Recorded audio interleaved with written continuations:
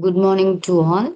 Today we can discuss about the one of the type of power amplifier, that's a class A amplifier in analog circuit subject. So the class A amplifier, what is class A amplifier is we are defining this class A amplifier as the power amplifier in which the output current flows for the entire cycle, that is 360 degree of the input signal. So it is illustrated in the following figure and it is explained. And so and we can say, in other words, the transistor remains forward biased throughout the input cycle. So in class A amplifier, the transistor remains forward biased throughout the input cycle. So for this class of operation, you have the position of the Q point is at the midpoint of the midline. So you see this characteristics here. As per this diagram, we can say that the base current vary above and below the DC bias point, which will then cause the collector current IC to vary from the DC bias point set as well as the collector emitter voltage VCE to vary around its DC bias value. So the two parameters which are varying are the collector current IC and the collector emitter voltage VCE across the DC bias value. So, with this strengthening of the input signal, the output will vary further around the established DC bias point until either the voltage or current attains the limiting condition. So, for the current, this limiting condition is at either VCC by RC, that is IC is VCC by RC.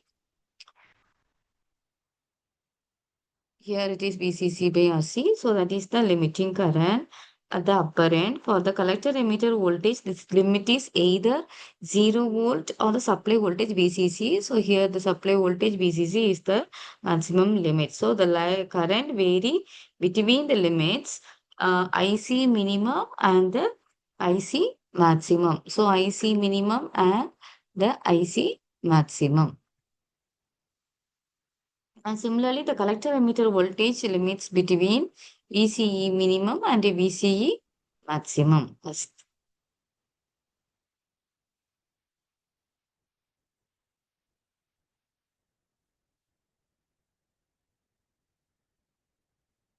So the class A power amplifier, we have two types.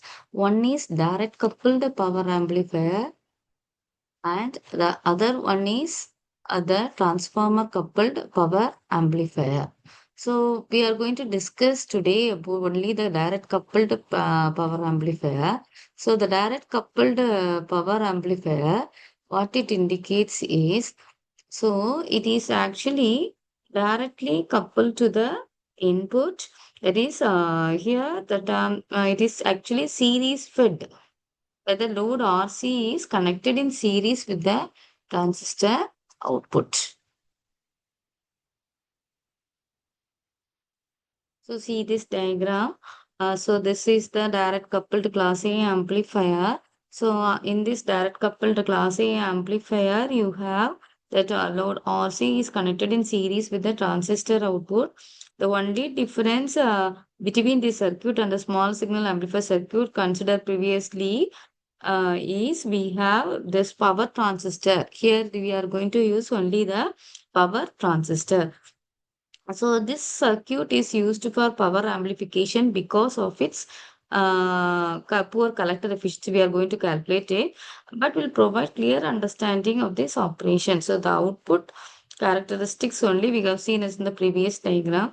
So when an input AC signal is applied to the amplifier, the output will vary, and whenever we are not at all applying any in that is with the zero signal applied at the input of the class A amplifier, AC power delivered across the load reduces to zero. and therefore all the power fed to the transistor is wasted in the form of heat. So the transistor dissipates maximum power. That is actually the drawback. Now we can see about the DC operation and the AC operation. DC operation is similar to a biasing circuit, like a fixed biasing circuit. So by applying KVL to the base emitter loop, we can find the base current. So from that we can find the IC.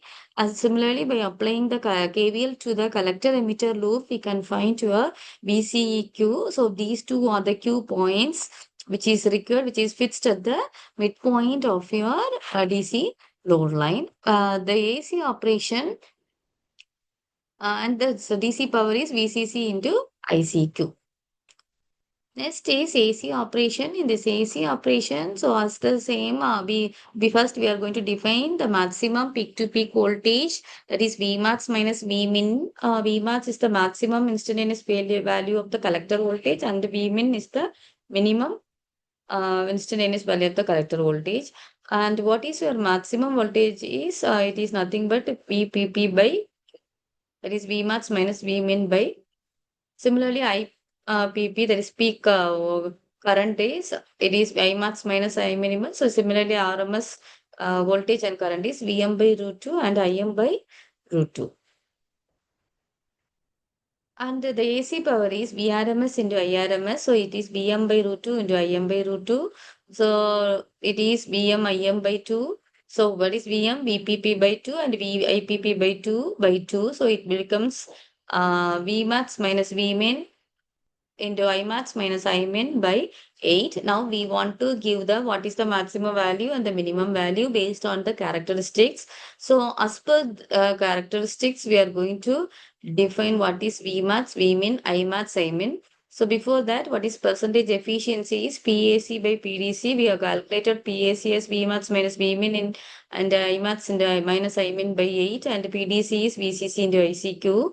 So substituting the maximum swing values based on the obtained characteristics, where Vmax is VCC and Vmin is 0, and Imax is 2 ICQ and Imin is equal to 0 for your maximum swing. So what is this Imax? 2 ICQ. Imax is 2 ICQ and your Imin and Vmin are 0. So substituting the above values, you will be getting the efficiency to be of 25 percentage. So because the efficiency is of 25 percentage, so what will be your advantage is simple to design and less number of components, but the disadvantage is more heat is dissipated and we can't able to, because of this low, the key point fixation should be difficult. The efficiency is very poor and output impedance is high in circuit cannot be used for low impedance loads such as loudspeakers. So these are the disadvantages. Because of these disadvantages, we used to go for the next type, that is nothing but the transformer coupled power amplifier, that we will see and discuss in the next session. Thank you.